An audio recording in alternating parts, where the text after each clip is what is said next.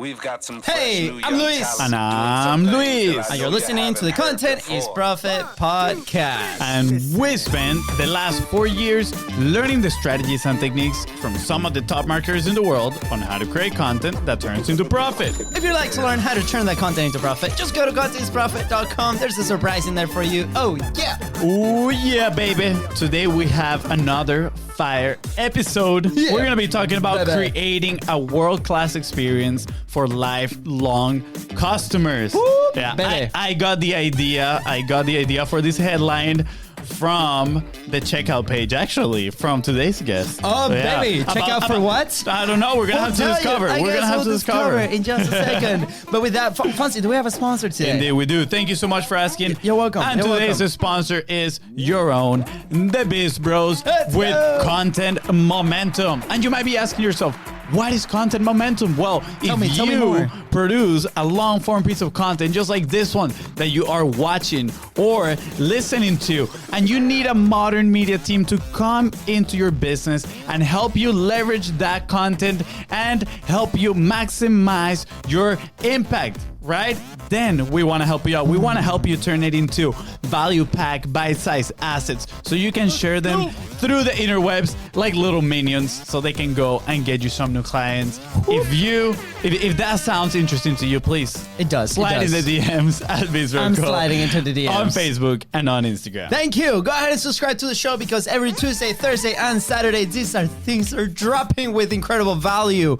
And go ahead and follow us on social media at BIZBROS Go so you can find all the golden boulders. That's right. Yeah. What is a golden boulder, you ask? You're going to have to go to social media and find out. All right. That is right. And our only ask, if you find this episode impactful, please share it with somebody else that you believe this can help them, move one step forward to their goal. Please share this episode and leave a 5-star review. Thank you. Round number 3. Yes, you heard that right. This is the third time today's guest is on the show. Unbelievable. At this rate, we should just make him our brother and name him Luis. Just Last saying. time, he shared all the golden boulders about the customer journey. Well, today, we are going deep into his event that's coming up. And probably we're going to go deep into many other topics. Oh, yeah. It always happens. Yeah. It's It always amazing. happens. Sam considered today's guest as the friendliest person in this planet. He might not even be from this planet, but besides that, he is a best-selling author, successful entrepreneur, email marketing whiz, and host of the Mind of George podcast. Drum roll, please. Well, we need a sound for a drum roll. Welcome back, creator of the Lighthouse Method and the Eternal Flame, founder of the Pink Hoodie Gang and the Marketing Robin Hood, Mr. George Bryant. Let's go. I don't have a hoodie. I got pink shoes on today. There we go. George, I was listening to our last episode together, and the same thing happened. You're like, I don't have a hoodie, like the pink hoodie. We need to do this. Like, I was like, crap. Yeah, Okay, we're need to. We're gonna keep I saying gotta the coordinate pink. better. We're gonna keep saying the Pink Hoodie Gang until one of us has a pink hoodie. Success. Well, I own plenty of them. I just wore it yesterday. You see, it's okay. It's all good. I know. Dude, George, again, a pleasure and an honor to have you here on the show. It's always so interesting to have this conversation with you because it involves so many aspects of the entrepreneur journey and the customer journey and the relationships. And emotions. Lots of emotions. Oh, yeah. Last time, by the way, if you guys haven't checked that out, go check episode 103 and 130. Those are the previous episodes with George. Go check him out. In 130, we get really emotional. That's probably one of the most emotional episodes that I've experienced in here for me, myself. So super awesome. George, thank you so much. As always, incredible value that's about to be provided. So yeah. Yeah, let's get this party started, right? Let's do, again, people can go back and listen to the full story, but let's just do a 2-minute recap on who's George for those that are listening for the first time. Yeah, I love it. And you know what I realized is that we did 27 episodes for the first gap and 26 for this one. So we're on a pretty consistent pace here. Sounds good. We're finding a trend. Making our sequel. We might have to just pick one and go with it. So I like it. First, I'm a husband. Second, I'm a father. Third, I'm an entrepreneur.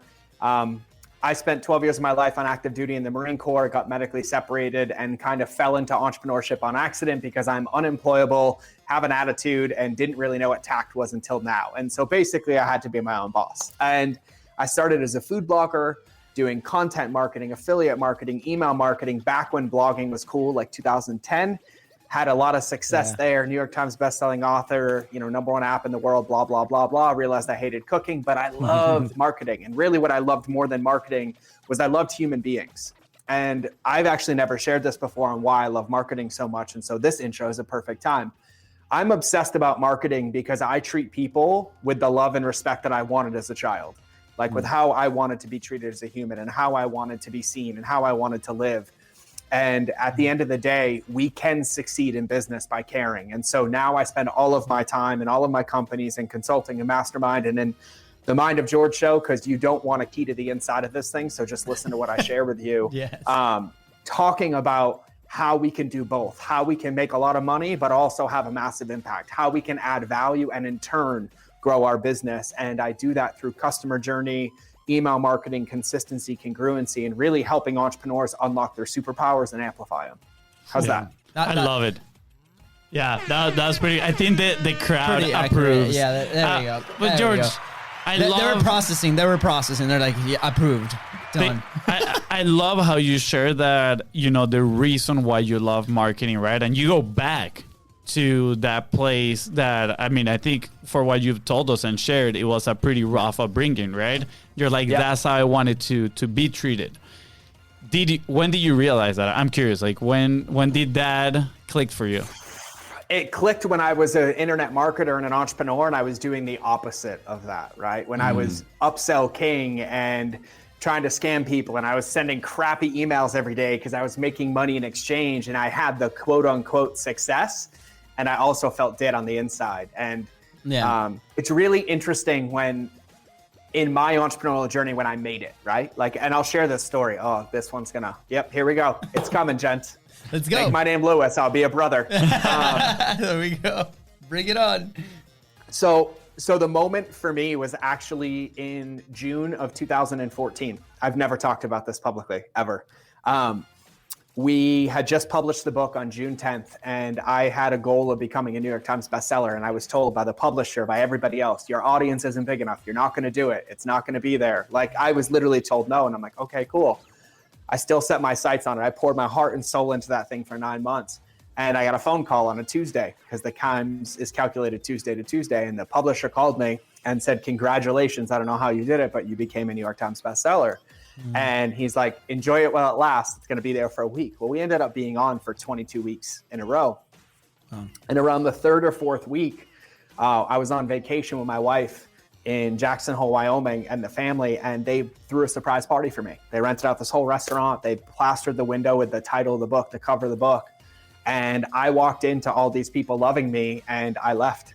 And I said, I shouldn't be celebrating mediocrity. I only hit number 4, not number 1. And I actually basically crashed my own party. I was an asshole, mean, disconnected. Wow. And it created this massive atomic bomb of dissonance. Like, how could I have this thing that I wanted and yet be so miserable, so angry, and so mean that I hurt the people that love me around? And it made me really take a deep, hard look at why I was doing what I was doing and what really mattered. And it was in that moment that I was like, I can't live like this. I can't be like this. And that's what started that journey. It was about a year or two until I then walked away from Caveman. But that was the inflection point, was when I basically got on paper what I said I wanted. And even then it wasn't good enough. It was never enough. And it started to hurt and affect the people I love, like my wife and my children. Yeah. Wow. That thank you for sharing. That's very powerful. Yeah. Sorry. I wanna.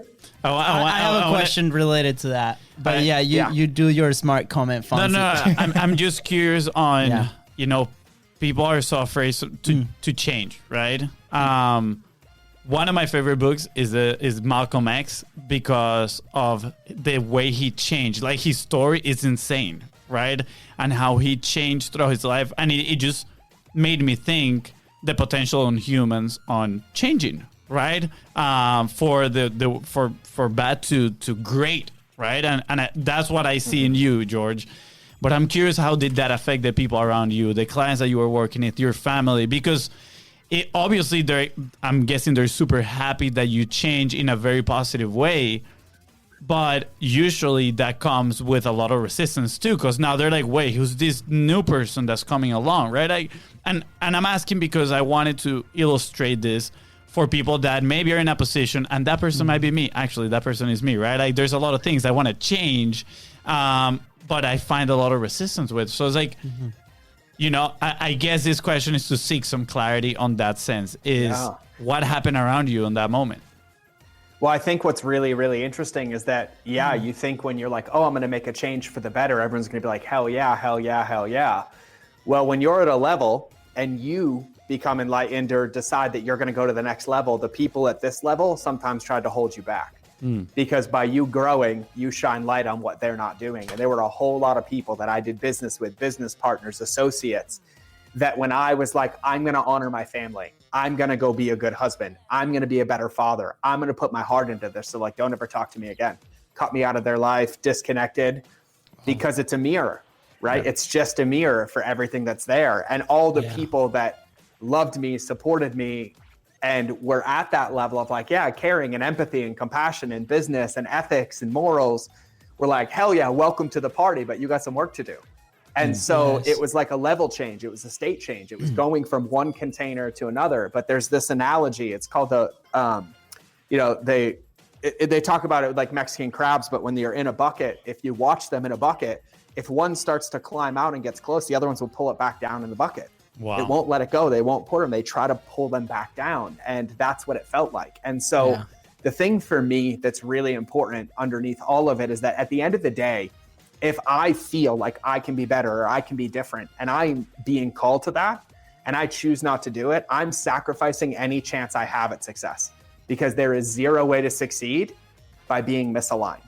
And so at the end of the day, I only have me, right? And if I feel like I have to do this to be a better husband or a father or be better in a relationship with myself or a better business owner, regardless of the circumstances in the outside world, I have to honor and pursue that, or else all I'm really doing is just slowly dying. I'm delaying the inevitable. And so what I think is so important is to understand the resistance is coming, but resistance isn't permanent. Notice how it's resistance. It's not a block. It's not a stop. It's just a moment of increased pressure, right? Just like when the weights get heavier or the run gets tired or when we get a flat tire, we just change it and we keep going. And if we keep getting one, we change the road. Yeah. The most important thing, I think, for me, and this took me a long time to understand, is that I, as an entrepreneur, this one's gonna I, as an entrepreneur, had this theory that like when I made my million or my first 6 figures, 7 figures, or 8 figures, or got the title or the app launched, that I would just be able to sit back and coast. And then it was just gonna keep coming, right? Like somehow I could become lazy and sedentary and the results would keep coming. But change is every day. Yeah. Every single day we change. The world around us changes, our inputs change, our processes change, socioeconomics, the economy, the business, ourselves change every single day. It's inevitable. And so I found now that my practice is really embracing that change and looking at it, and it's like, who do I get to be today? And then taking that and giving that out into the world, right? And of course, if you start being an a-hole, you deserve to get smacked in the face, right? But if you're changing for good and there's people trying to stop you, it's a really, really good indicator of who you have around. Yeah. Wow. That is interesting. That's a great way to put it. And honestly, I feel like sometimes people gotta take a look inside and ask themselves, do they really want to change, right? Because I feel like that is somewhat easy to perceive in a way that is like people around me are holding me back, right? But then I think it takes an honest look, and ask yourself, like, do I really want to change them? Because I need to take a certain actions in here that are going to be uncomfortable. Yeah. Well, and I think, too, just to really be clear on this, nobody's holding anybody back. We're the only ones. Love it, yes. We might have people around us that we advocate that responsibility to. Yeah. But we're using them as the excuse. We're using them as the distraction. We're using them as the scapegoat. When in actuality, it's always going to come back here, right? Yes. And so when it's like, oh, I want to change, but they don't like it, I'm like, oh, no. It's not that they don't like it. It's that you're looking for validation through the change and not fully embracing it. Yeah. Because when you own it, like when you own change, when you own that new workout or the new way of doing business, or you do it, the only option is support. Yeah. It's when there's leaks in it, right? When people can, this feels temporary, this feels off, like, why are they running it by me? And so like at the end of the day, it's always up to us, and it's really, really powerful. And I talk about this all the time because, like, I'll give you a perfect example. I have an assignment for both of you. Everybody listening to this, plus the both of you. Sometime in the next 7 days, you need to go out away from everything and sit for an hour. No music, no notebook, no books, no nothing. And like, you just have to stare at something. You have to practice boredom. Stare at the water, stare at the wall, stare at the traffic. And you have to just witness what happens. You're gonna have thoughts, you're gonna see things, you're gonna wanna move, but you're just gonna have to sit. No taking, nothing. Just stare. Nothing. Anything that happens in that hour has to stay in that hour. If you remember it a week later, that's fine. But the whole point is just to be witness. And we think about it, but yet all we're really doing is practicing sitting with ourselves. The one relationship that we have every single day that informs every single decision, that we rely on and trust every single day, but yet we spend most of our time disconnected from. Yeah. Right? Somebody else's words, somebody else's lyrics, somebody else's book, somebody else's social media posts, somebody else's emails, this place here, but never just mine. Yeah. Wow. I'm very looking forward to that challenge because, you know, we were talking earlier and we mentioned that we're changing studios, right? I have to drive about 40 minutes every day. We moved to a new place. And it got old real quick. And I remember, you know, I was like, oh, that's perfect. You know, those 40 minutes, I'm going to listen to audiobooks or whatever, or like just, and yes, sometimes, but there's moments that I'm just driving in silence, right? It's not common, right? But it's happened. And it's refreshing, right? Because now there's space to think, and then these ideas happen. And then as soon as I get to the office, I'm, oh my God, like clarity, right? And it's like, man, like this is awesome, right? So now I'm going to be looking forward to this exercise because it's going to be intentional. It's going to be like, let me practice this and then hopefully make it a routine out of it, right? And that's what most people can call meditation, right? This is it. It's staying in silence, creating that space in your mind. And I'm very guilty of, I always have that earbud in, listening to something because I'm like, man, I got to continue to educate myself or live it up. Sometimes there's no more space in there to push stuff in, right? So I love it. Thank you for the challenge. Absolutely. And everybody listening, please go ahead and try it and let us know. Let us know how it goes for you. I already have 2 spots in mind where I'm going to go and do it. It's like... and here's the thing, honor yourself in it, right? Like it's a muscle, right? Like if you haven't run for a year, I'm not going to be like, go run a marathon, right? But do it and try it. And Ashley did it and she crushed it, but do it and try it and honor yourself. If you get to like 20 minutes and you're having so much anxiety, honor that, take a break and then go again later, go again another day, like practice it. Practice that temperance and restraint. But I mean, I introduced you guys earlier. You'll have him on an interview. One of my favorite musicians, Will Evans, but he talks about, you know, when you sit with it in one of his lyrics, he said you have to pour out your cup to then fill it back up. Yeah. And we have to do that as entrepreneurs. Like even in the theme of this show of creating a world-class customer experience, how can you think about that? How can you be intentional about that? How can you implore the empathy required to know what's on the other side and what they are feeling, what they need when you're full and trying to make decisions from reactivity? You can't. And so you have to practice this because it's literally our secret weapon. Entrepreneurship is a trap and it's a really, really good one, right? We see it all the time. Hustle more, get more, hustle more, get more. And I was like, cool. Is that how Richard Branson runs 71 companies in an hour a day? By hustling more? No. Yeah. As you progress, you have to start buying your time back and you have to start practicing the vessel and reinforcing the vessel that holds the space in that container to be more effective with that time. Yeah. And it's really, really profound and powerful. And it's a challenge. Trust me, like you have an earbud in, I have games on my iPhone. Like it's like, and I mean like little golf games. I'm playing games with my 4-year-old. Like I can tell when I have something coming up because I'll like mindlessly look down and I'll be playing a game. And I'm like, what is this? Like what? Am I really playing like pretend golf when I could go outside and play real golf? But it's a really good understanding just to catch it and notice, like, what am I afraid to sit with? Yeah. Right? Like, what is that feeling that I'm avoiding? What is that stillness? Right? Like, And for me, like, I'm never going to have that moment with my 4-year-old again. Yeah. I'm never going to have that teaching my 16-year-old daughter how to drive again, right? And so that practice is so, so powerful, because really at the end of the day, and I'll use an Olympic analogy, I'll use an athlete analogy. Every entrepreneur, in my opinion, is world-class, or in the top 0.1% of the population. Like, we give up certainty to go create it. Yeah. But yet the one place that we don't do and don't train is the vessel that drives us through the whole thing. We got check engine lights on left and right. And we're like, later. Then we end up with adrenal fatigue, panic attacks, anxiety attacks, sleep problems, weight gain. And we're like, and I'm like, yeah, was that money worth it? Because now there's no life left. Like, there's no health left. There's no anything. And so I think it's an important thing to talk about. Yeah.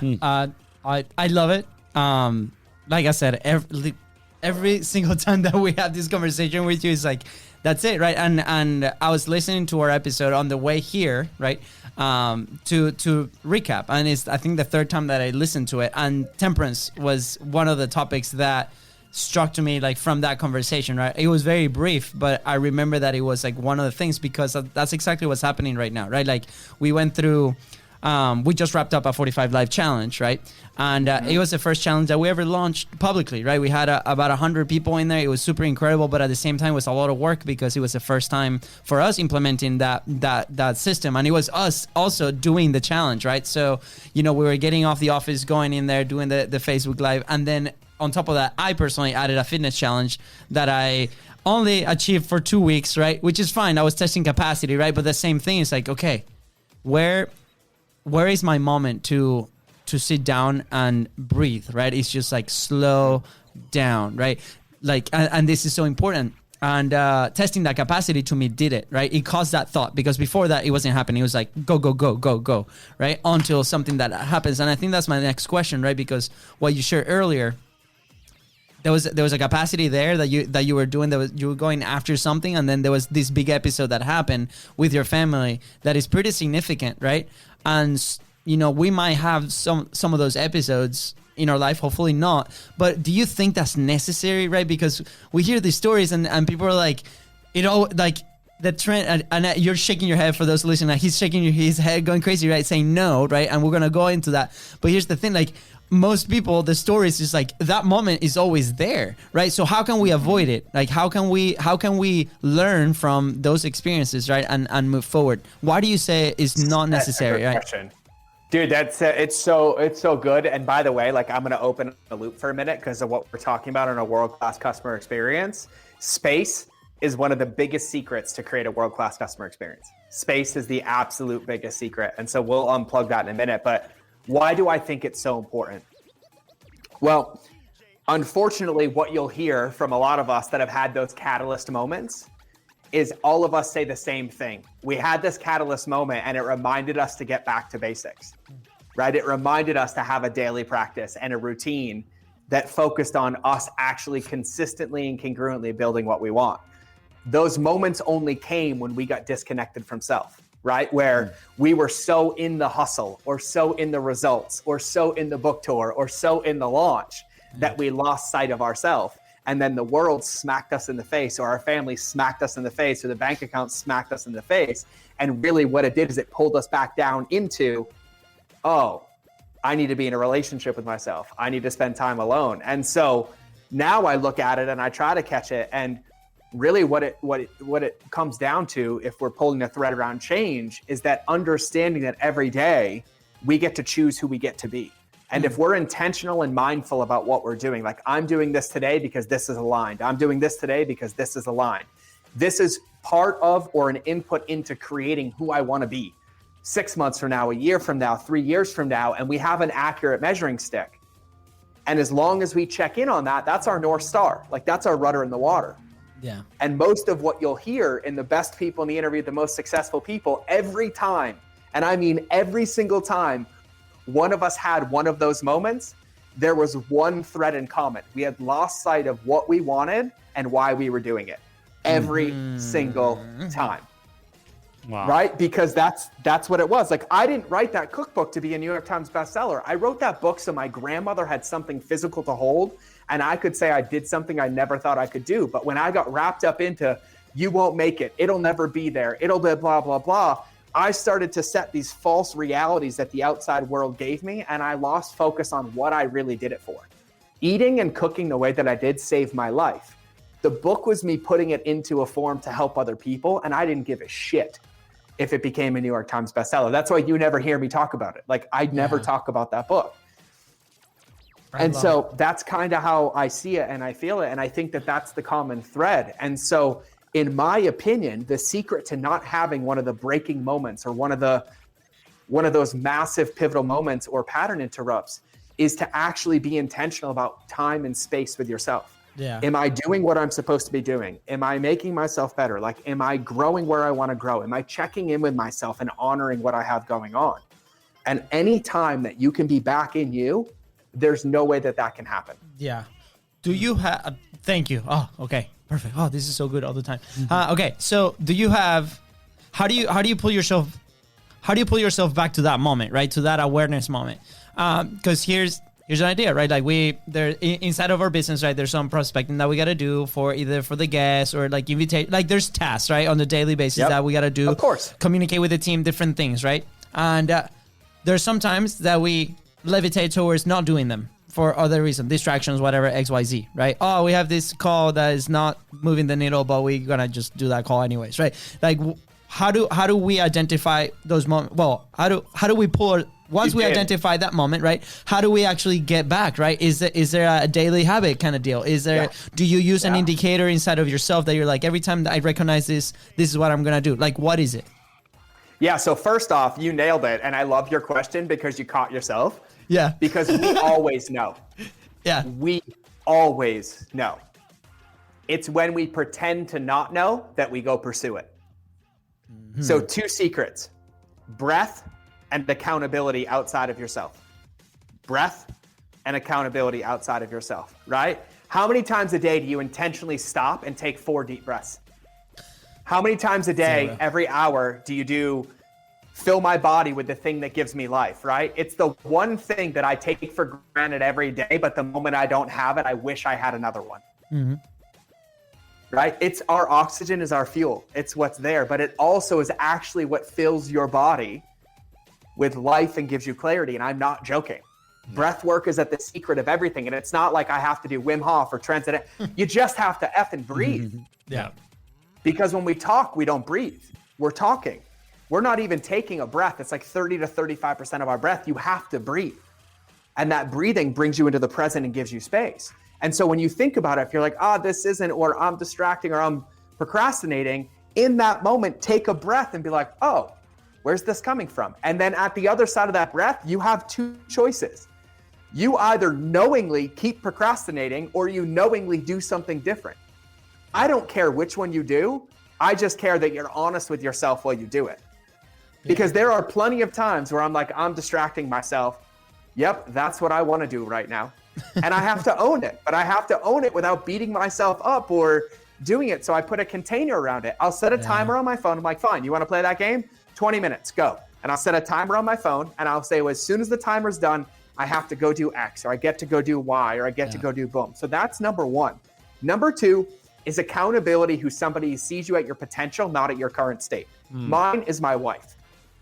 I'm going to tell you right now, I can tell how clear and how aligned I am when my wife says, what's on your agenda today?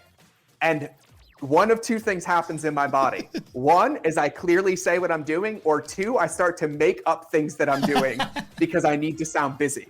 Yeah. And it's always one of the 2. Yeah. Right. And so and then I'll I'm like, hey, babe, I actually don't know. I'm having a little bit of anxiety and a lack of clarity right now. These are the things I have to get done. I can't answer that question right now. She's like, all right, go have fun handling that stuff. Yeah. Right. And so, but it's having somebody like the 2 of you, like you 2 know each other better than anybody could probably know each other. Right. Yeah. And you can tell from a mile away when you're distracting, when you're off, when you're there. And it's not your job to bring the other one back. It's your job just to hold space and see them at their potential. Yeah. And so like, hey man, right? Or check in. And so what I do is if I find myself off, or I find myself there at that breath, I'll text somebody. I'll text my wife. I'll text my COO. I'll text my CEO. Yeah. I'm like, hey, I don't need you to respond. I just got to get this out. And I'll off gas it. And then I'm like it happened yesterday. I was like yelling at the phone. I was like, Jay, And then I was done. And a half an hour later, I recorded like 3 fire videos that like came out of nowhere. Yeah. And so at the end of the day, I think what really boils down to is being really honest and integrous with ourselves, right? I know when I'm distracting. I know when I'm procrastinating. I know when I'm doing minimum wage activities. The moment I own it and I acknowledge it is when I'm in a position to do it differently. But every time I deny it and I justify it, I'm allowing myself to continue. And my buddy Jim Quick said this on the podcast. You probably listened to that episode. Yeah, that was so you good. can't get mad at results you don't have from work you didn't do. Absolutely. Wow. Let that sink in. Yeah, let that sink in, literally. I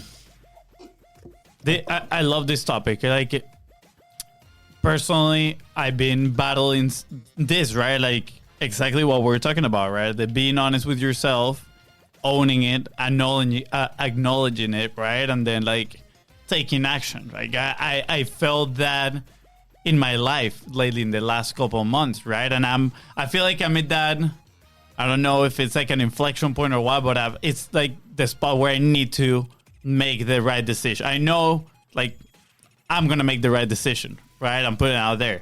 I'm making the right decision. But I don't know, having those thoughts, like being out finally aware of this thing is like a weight, man. It's like a huge weight on your shoulder because now you're like, if I don't go the way I want to go, right? Like, I'm just disappointing myself. Honestly, like at this point, I'm not disappointing anybody else. And that's like the worst feeling. Is like, I don't want to disappoint myself. So, being honest and owning it and acknowledge this thing, I think is so important. And but hold on. So I'm going to stop you. Yeah, go ahead. I'm going to stop you. Ready? Yeah. Is it a weight or is it a gift? Yeah, it's perspective in there. Well, because weight is you are already beating yourself up before it happens and you're judging your practice. Yes. But then go back to when you didn't know and you felt lost every day and overwhelmed every day. What it really is sovereignty, where there is no path for you. Nobody else is going to tell you how to do it. Here's the destination. It's your job to figure out how to get there. And you're going to practice and run. And you're going to make turns and you're going to stumble and you're going to pull a muscle and have to do it again and stretch and recover. But really what it eliminates is any roadblocks. Yeah. Because at this point, all you have to do is choose to move forward every day. That's it. Absolutely. I love that. So it's really like, and trust me, like I'm in this every day. Like, I'm like, oh man, like I've had days like since we moved, I went from working 6 days a week, 8 to 10 hours a day to working 4 days a week for 5 hours a day. Wow. My current struggle is finding value and meaning when I'm not quote unquote producing. And my wife's like, oh, you mean when you're living in the results that you created and living the life that you said you wanted to live? And I'm like, that's what I mean. Yeah. Right? Like when I'm snowboarding every Wednesday with my daughter for our new board meetings every Wednesday. And I'm like, ding on the phone, sale came in, ding on the phone, sale came in. And I'm like, all it's doing is challenging my current belief of myself and nothing more. Yeah. Nothing more. And so when you think about it, that's what it is. You're like, hey, I made it to where I said I'm an entrepreneur. I'm really an entrepreneur. There is no path ahead of me except for the one that I built. And at any moment, if I feel like I'm off, what a gift to know that I'm off. And all I have to do is turn 1 degree to the left, turn 1 degree to the right, take one more step forward. And it eliminates all the feedback, all the validation. And it really is the definition of sovereignty. It's the definition of self-empowerment, where you are 100% responsible for all of your results. But the beautiful thing, and I'll pull this right now, is you can't control the result. You can only control 2 things in this world. 2, your intention and your energy. And right now, if I said, hey, what's one thing that you want to build? Give me an answer. Like, what's one thing that you're wanting to do that you're working towards? I mean, building the inside of the business, you mean, or like in my personal life? Anything, whatever you want. Yeah, so we're trying to build a more consistent sales system in the business. Okay, perfect. So you're trying to build a more consistent sales system inside of the business, right? Yeah. And so when we think about that, There's only two things that go into that. So intention. Intention I would define as your clarity, right? Like how clear you are on it, like what you want to accomplish, how you want to get there. If you could grade yourself on 0 to 10, what's your intention right now? I mean, I would say it's really high. I will say it is 8, 9, probably, if not a 10. Perfect. Let's go with 8.5. We'll call it an even medium. Sounds good. Okay, cool. And now when you think about your energy being, that is a very critical task in the business. That is a needle mover. It's probably one of the top 2 to 3 things that you need in your business. Mm-hmm. You work how many hours a day?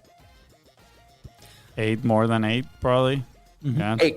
So in that 8 hours, give yourself an honest grade of that 8 hours on a grade of 0 to 10.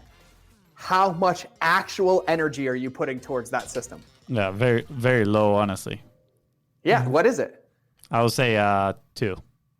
2. Yeah. So our intention is clear, but yet we're not giving it the energy and we're wondering why it doesn't fill out.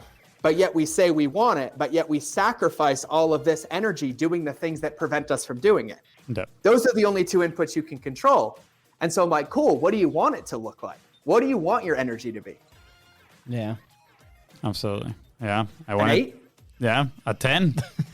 A 10, great. Yeah. So what are 3 tangible things? What are 3 tangible things that you can measure, that you can give a 10 to, that will solve that intention? Yeah. Do you want them right now? Sure. I mean, number 1 is definitely the prospecting side of it, right? Like, people don't like that task because it can get somewhat boring, right? But it needs to be done, right? We need to go and find the people that we can help. Second is the outreach, right? We need to then connect with those people, right?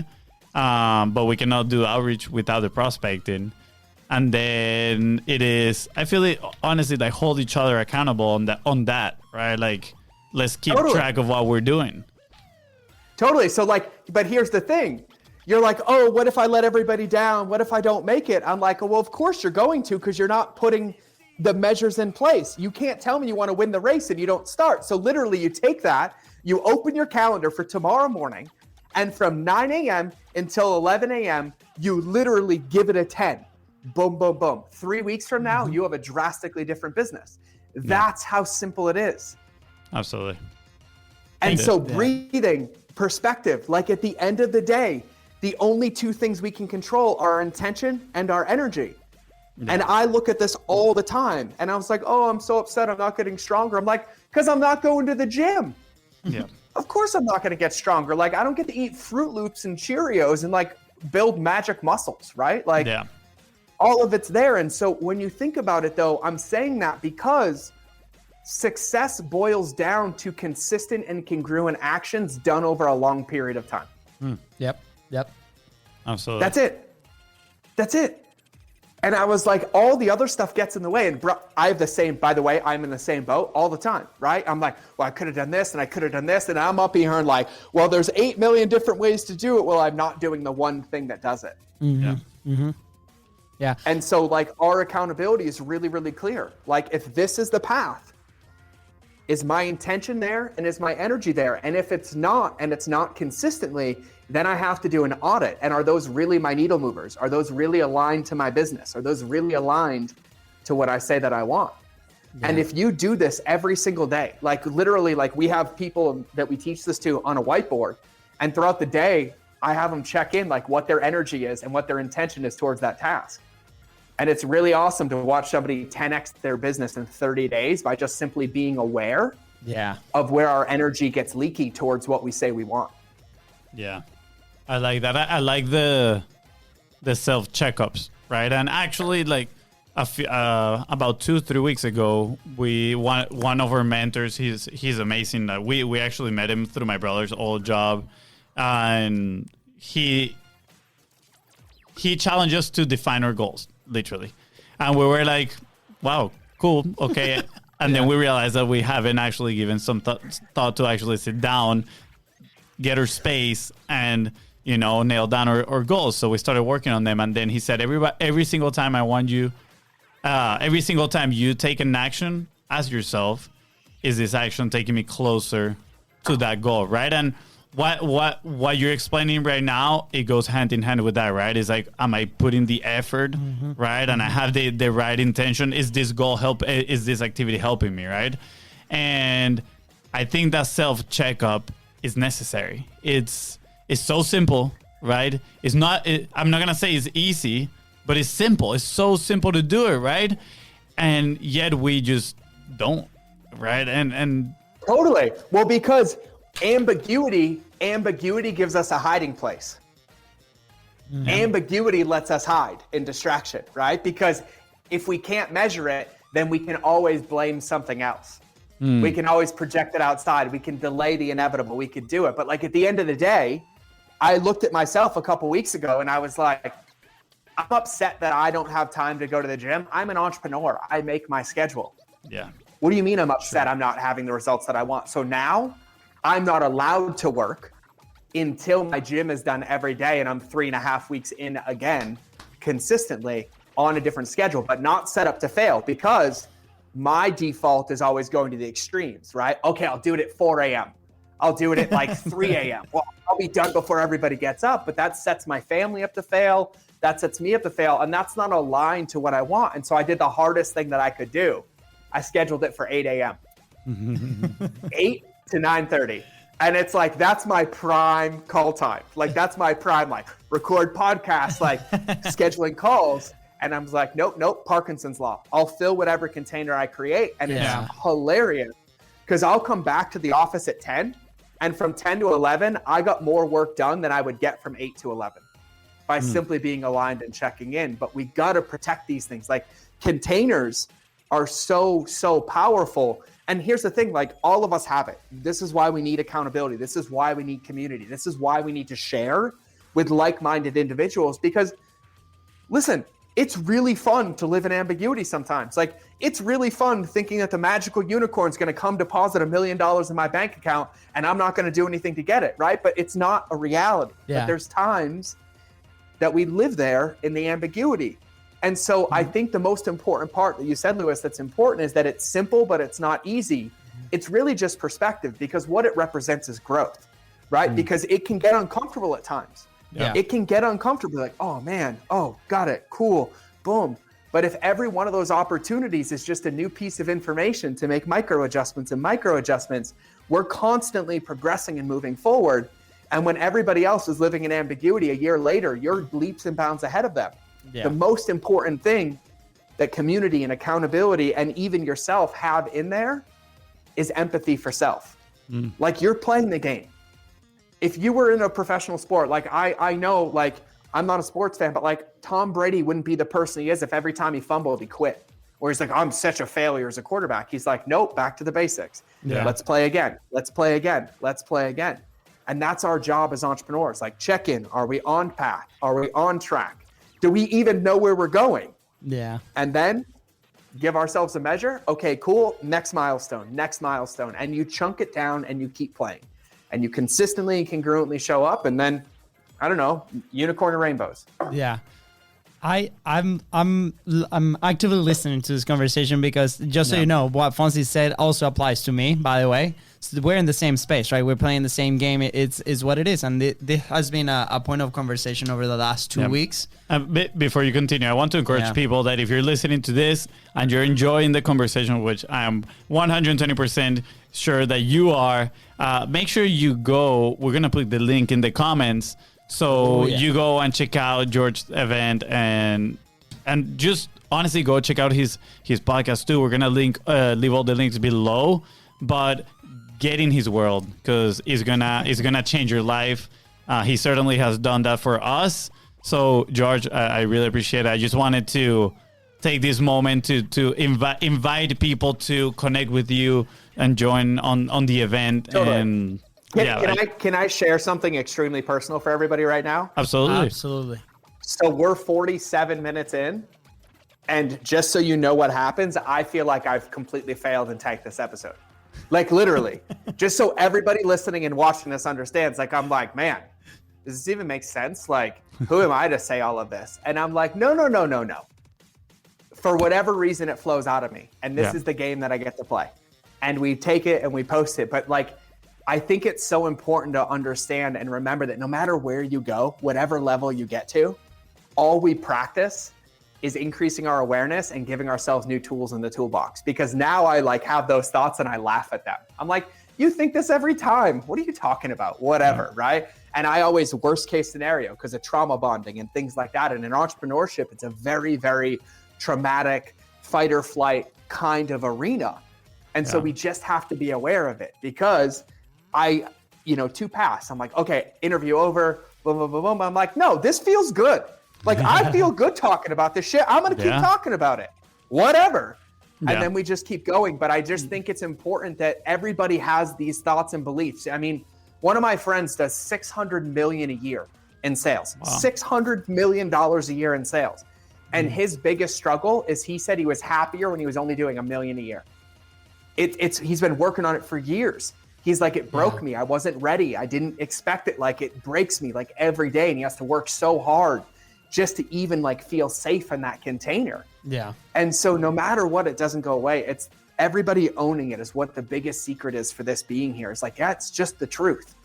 Cool. I got it. Let's keep going. I got it. Let's keep going. So I just wanted to say that because I'm not above any of it. Like I have not, eaten the magic pill or taken the red pill and unplugged from the matrix. Like I've unplugged in the awareness age, but there is no way that I'm Neo, right? I'm not like moving numbers around yet. Yeah. I appreciate that. And wait, real quick. Sorry. I just wanted to share something because you were saying like, I love talking about this, right? Like it feels good talking about this. It actually about 3 months ago, for the first time, right? I have this group of friends that we grew up together back in Venezuela. I mean, our school is not like here, like in the US. We go to the same school from kindergarten till we graduate high school. So we're pretty much like brothers, right? And my group of best friends is 7 of us. We're all over the world. So, we have a WhatsApp chat where we talk here and there, but all of our life has always been a chat of, a friend's chat, right? We're just joking around here and there.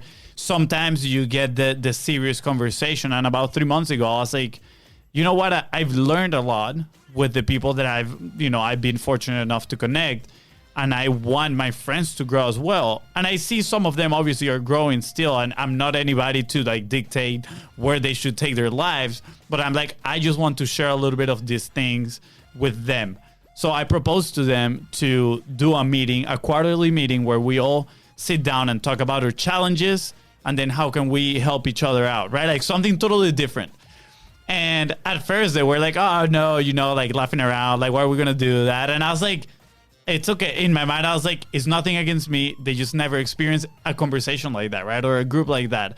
So I was very excited. We planned it together. We called it the Council of the Wise Buttes, to give it a little bit of humor in there. So after the first time we met, the first one was in December, everybody just went in there, share about their issues that they were having in their life. Everybody catching up and then sharing how we could help each other out, what they could do, in their life, maybe to better the situation that they were in. It was so rewarding, man. Like talking about those deep things, the things that you don't usually talk about, right? It was so rewarding. And to my surprise, after we talked, a lot of them, if not all of them, reached out to me and they were like, dude, thank you so much for that initiative. Like that was amazing. Like that was great. Like I'm looking forward for the next one in the next quarter, right? Which we had about 3 weeks ago, if I'm not mistaken. So it was amazing. And it was so great that it got me thinking that even though I spend so much time with my brother, we don't do that, right? Like we have conversations in this circle. We have cool conversations once in a while, right? But we never like sit down and create that space.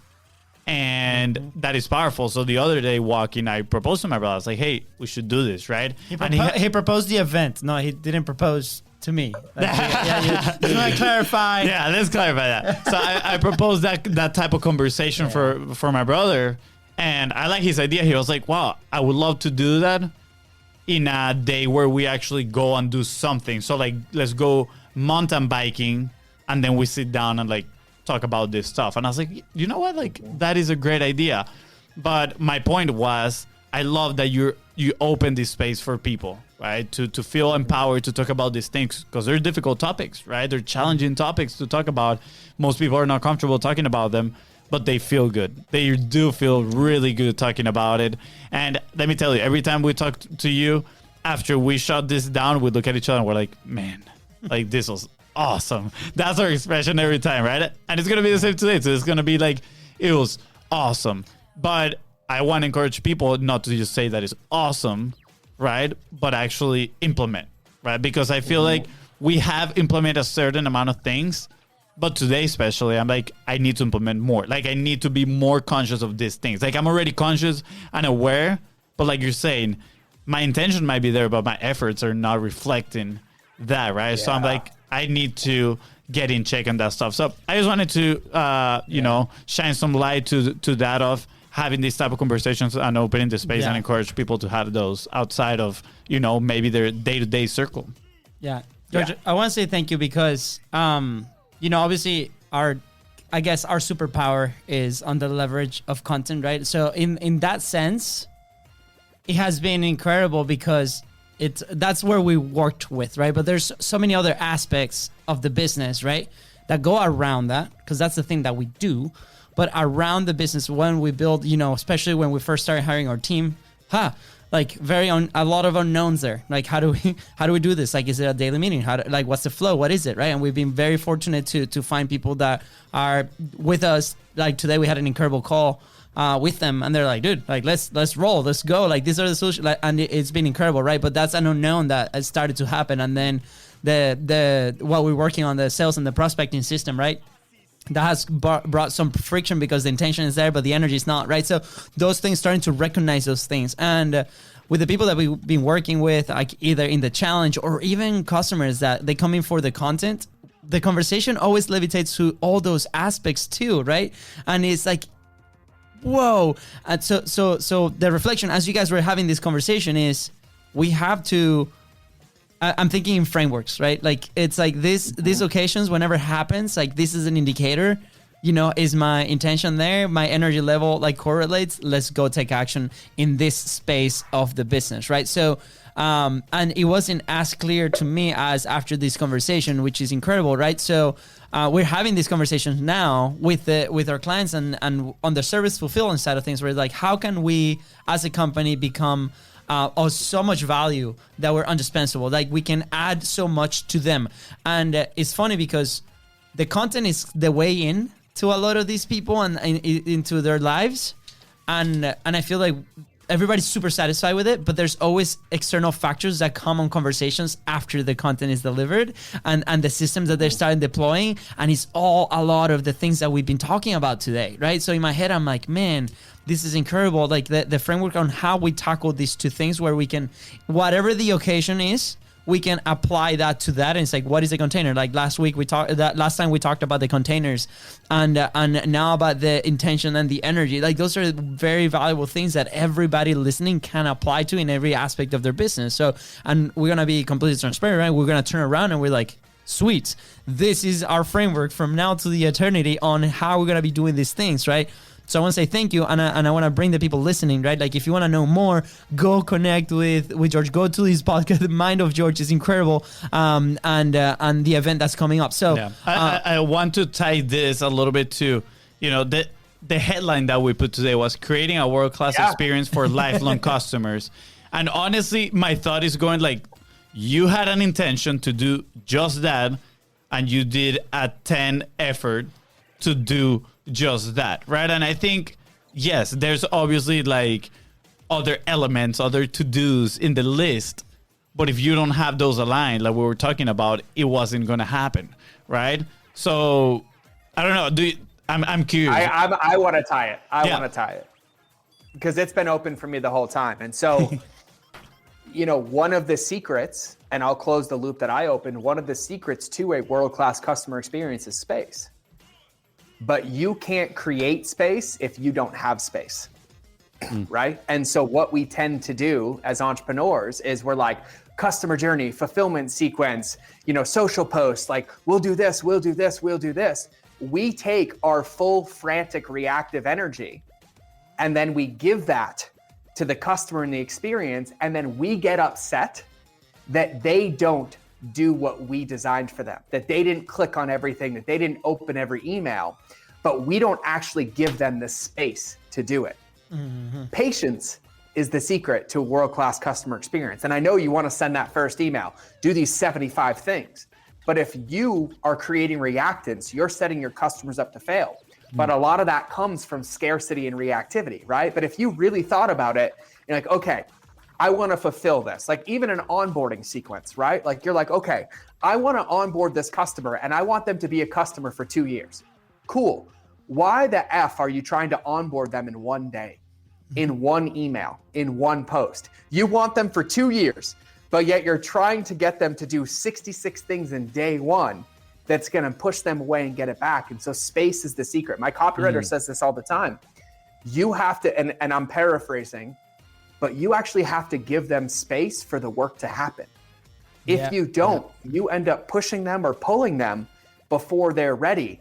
And it actually makes you less of an authority. It makes you less valuable to them because now it's codependent. And so when you think about creating a world-class customer experience, you have to give yourself the space to really be intentional about the space that you're designing. And it's like, cool. These are like, here's my favorite thing. Like I'm a sticky note king. Like sticky notes are the secret to success. Customer journey. Like no joke, right? Yeah, and so, like, forget everything we talked about. It's a sticky note. That's it. Sticky notes. Like I single-handedly keep 3M in business with my consulting business. Like no joke. Like I rip through sticky after sticky after sticky. There's something about writing it down. But if you think about it, you're like, I have this lead magnet, right? Or I have this product, or I have this event, right? So, or I have this fulfillment sequence, or I have this onboarding sequence. You literally take a sticky note and you write down every individual thing that you want them to know, need them to do, or any of those things. But each one gets its own sticky, right? And literally you then take those stickies and you go to the wall and you're like, what's the most logical sense for this order to take place? And don't forget to have a sticky of like, congratulations. And a sticky of, here's how to get a hold of us. And a sticky of, here's how to email me if you have any questions, right? Like list out everything that you would want. You might end up with 20 stickies, you might end up with 50 stickies, right? And then you take them and you sit there and you take a breath, you turn off all distractions, maybe a song, something to get you all pumped up, right? And you're like, think about your customer and you're like, cool, my customer came to me because they have a problem. They have a challenge. They don't know how to distribute their content. Content is giving them anxiety. That's why they're hiring us. But they're not coming to you with like, hey guys, I have 8 hours a day and I'm so happy and everything's so amazing. They're like, I don't know how to get my content out. I don't have sales. I have too much of it, right? Their tank is already full. And so you recognize that, you put yourself in their position. You're like, okay, cool. What's the smallest win that I can give them to create some space?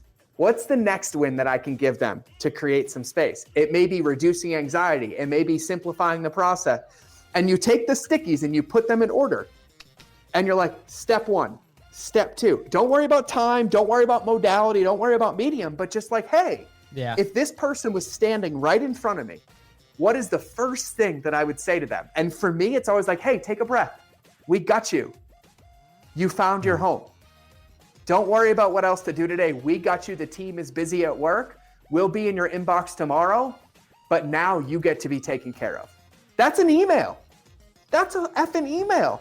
And can you imagine when they're like, oh, right? And then you build it. And so you design those sticky notes and you just put them in order.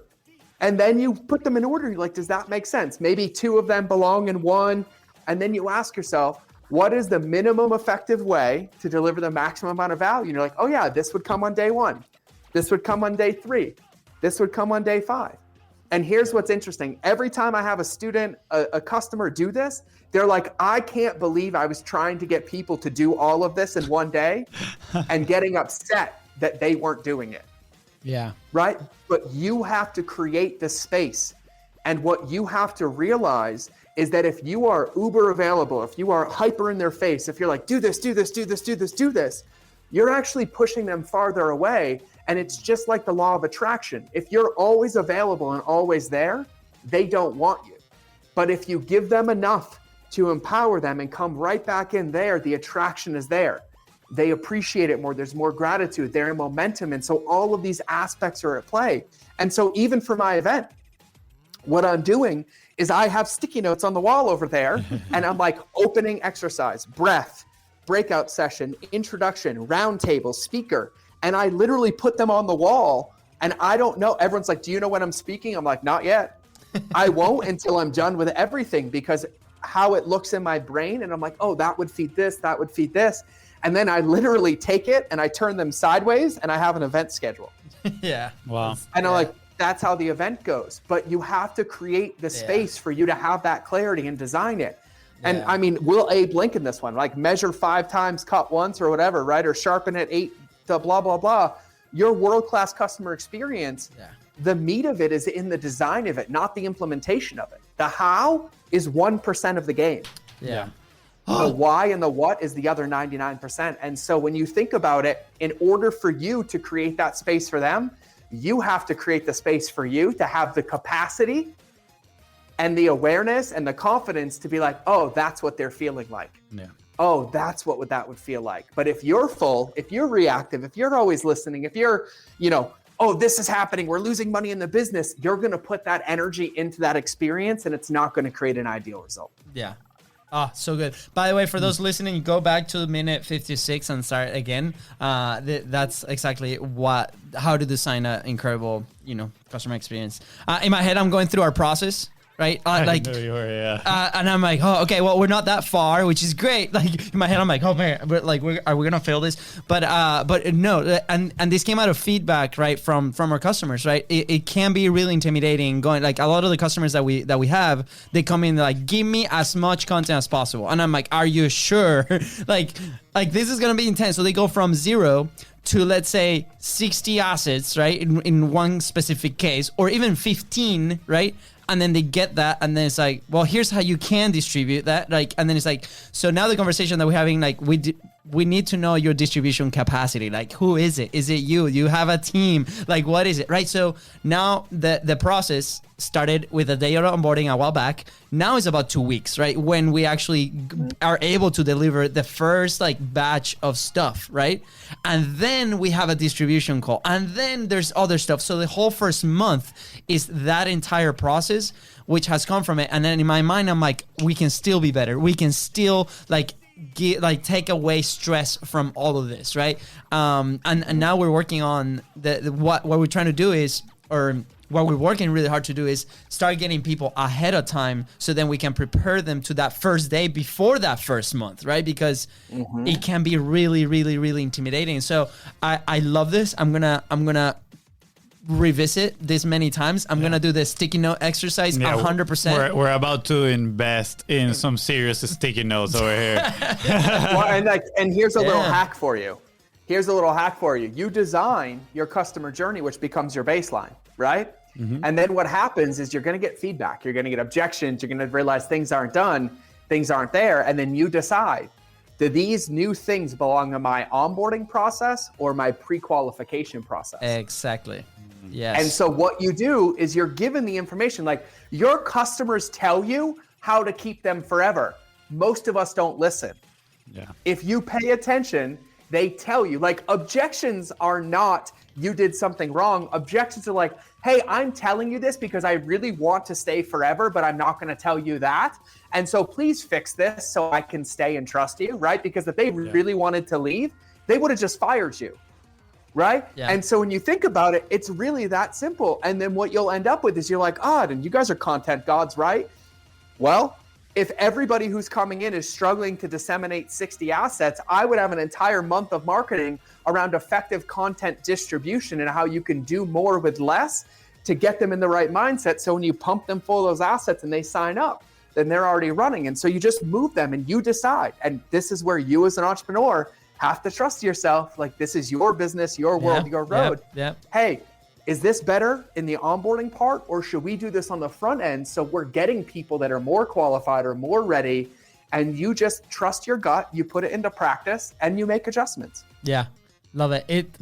Oh, so good. So many ideas. By the way, it's coming. Like one of those pieces of feedback was it's now gonna live in the group with the people that are coming into our world, right? Like we talk a lot about publishing frameworks, right? And it came out of a conversation with Chris Doe. We're like, hey, what is your framework, right? And he goes like, very simple. Like just go to my social media and just walk past like what we've done. You're gonna see it's there. So we're like, so good, because that's exactly what we designed for a lot of the customers, right? But a lot of people are not in that mindset, or they don't really know, they don't really visualize it that way. They see the day to day, right? So that's, guess what? Instead of doing it on the onboarding process / one first month, sweet, we're just gonna go in the group beforehand, be like, this is exactly what it is. This is a map. This is how we design it. This is how we do it. This is how we discover it from other people, because that's how we started, right? And it was really, really effective for us. So just putting it in the context of obviously what we do, but if you're listening, right, like this is so important. And what are those elements, like George was saying, like that we can identify and put it like in front of our customers? What is the feedback that we're getting and listening to that? And that has been incredible, man. George, I know we want to be mega respectful of your time. Tell us more about your event. What's going down? Where is going down? I'll do. I'm like, this is like the stuff. I'm the worst at quote unquote selling, but whatever. I'm like, you either think I'm crazy and you like it and you should come, or you think I'm crazy and you don't and you shouldn't. Like that's basically where we are at this point. Yeah. So this event is actually like my proudest moment. I've done this event a few times. So we're teaching my TSR method. So basically the model to get to your first 5, 6, 7, or 8 figures. It's the model I still use to this day. And it's being really effective with your time, your sales, and your retention. And so we're basically going to unlock people's superpower and get them crystal clear on where they should spend their time, what their 1 to 3 needle movers are, and then building containers around them until they get the result. Then we're going to talk about their sales. And sales is like how to get the attention of their right customers at the right time so they stop dead in their tracks. The context of making sure that they're always coming in and you're solving for those customer journeys. And then the best part, which is the selling part, when they come in and you fulfill on the customer journey. And then when we talk about retention, and this is my area, we're going to talk about building a world-class customer experience, because retention is the secret to successful business. Because I know, newsflash for everybody watching this or listening to this, you will never see a successful business built on, I bought something and it didn't work. I bought something and they didn't help me. I bought something and they didn't do it. It's oh my God, it was amazing. They over-delivered. They made me feel special, because 86% of marketing is still word of mouth. And so your business success is actually predicated on that back-end retention. And newsflash, if you fill your business and that's not there, you're creating an anti-marketing machine. So that's my favorite part, because we design that world-class customer experience. We break down communication with the customer, and then we turn your existing customers into your biggest referral machine. So basically that's the model that we're covering. And I do things a little bit differently. I'm one of those people that can't stand shelf help. It drives me nuts. And so you're not allowed to get on the airplane and come home until you've already implemented something in your business. So during the event, we have implementation periods after the talks where my entire team floats around and like literally puts it into work in your business. So you don't get to leave. Like I check in, I block the door, and you won't get to go to the airport if you don't put it in. And so it's in Montana, because we're wide open here. They can escape from there. There's no anywhere. Yeah, we're hugging, we're high-fiving. We have a beautiful venue right on the lake. Yes. And we're going to be doing 3 days. We have 4 incredible speakers. 3 I'm going to tell you about, and 1 nobody gets to find out until they open the keynote of the event. Ooh. And it is going to be world-class on unlocking your potential, your superpowers, and amplifying them. And just to be really crystal clear, I miss people a lot. Like I'm a people person. Like I want to hug people. Like I want to high five. I want to jump. And so the last time we did this event, the tickets were $3,500. My team got mad at me because we're doing this event at cost. So it's $397 for a ticket, and there's 30 tickets left.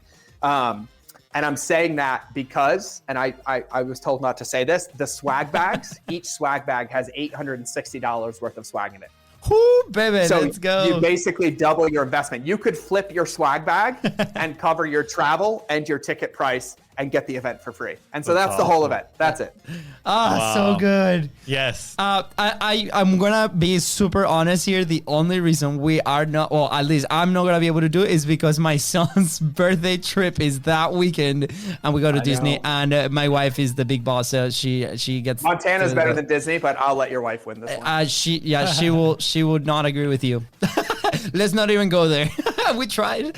No, dude, that's incredible. For everybody listening and watching right now, go check them out. The website is on the comments right here. We just left them, and if you're listening, it's gonna be on the description. Just go down and click in there.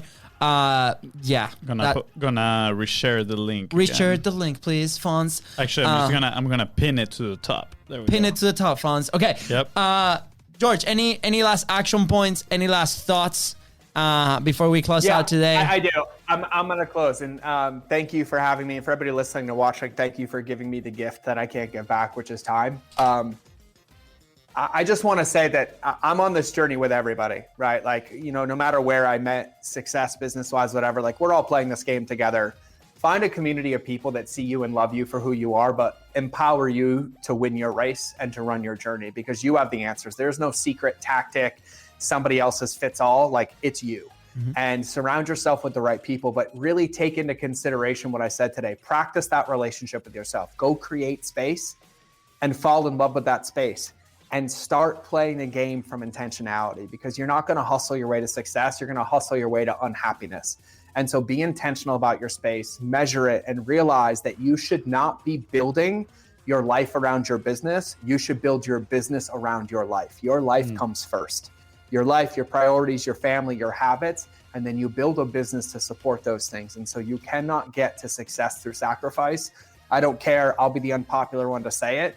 You got to do it with a full tank. So take it into consideration, because these are the secrets, quote unquote secrets, that inform your success. Because at the end of the day, it's your vessel, and your vessel is the one making every decision. You are the one in every meeting, in every call, on every piece of content, writing every email, writing every ad, writing every copy. And the more in tune you are with that, the more success you will have. Wow. Thank you so much. Thank you, George. Appreciate it, man. With that said, guys, that was so good. These are always amazing, man. And we'll be drenched back. in sweat. Like I'm drenched in sweat. Yeah, me too. I won't turn around because I have a gray shirt, so my whole back. Whatever, no shame. No shame.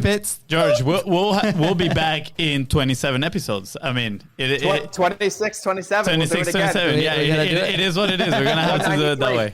193. There's gonna be a shirt that we're gonna have with the number 27, and only you and the people that listen to the show are gonna understand why. Yeah, that's good. So they're gonna be like, why 27?